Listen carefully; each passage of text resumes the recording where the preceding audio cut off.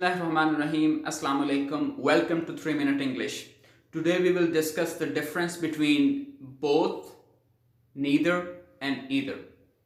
All these three words, they basically talk about two things. For example, I have two things, mangoes and grapes.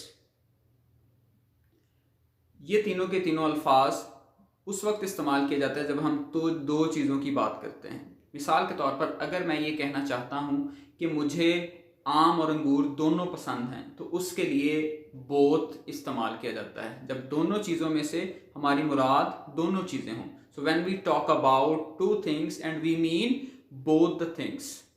For example, I like mangoes and grapes.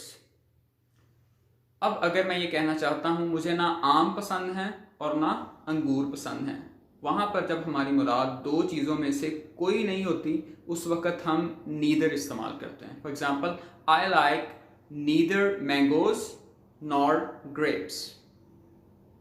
अगर मैं ये कहना चाहता हूँ कि मुझे इन दो चीज़ों में से कोई एक पसंद है, मिसाल के तौर पर आई लाइक आइदर मैंगोज और ग्रेप्स, या मुझे आम पसंद है या मुझे अंगूर पसंद है, तो हमने इस बात को याद रखना है कि ये तीनों वर्ड्स जब हम दो चीज़ों के बारे में किसी किस्म की कोई चॉइस करते हैं, वहाँ पर हम इसको इस्तेमाल करते हैं.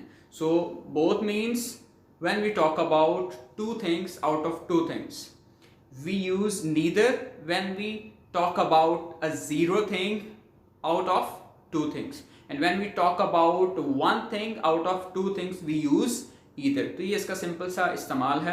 If you want more practice, be with me.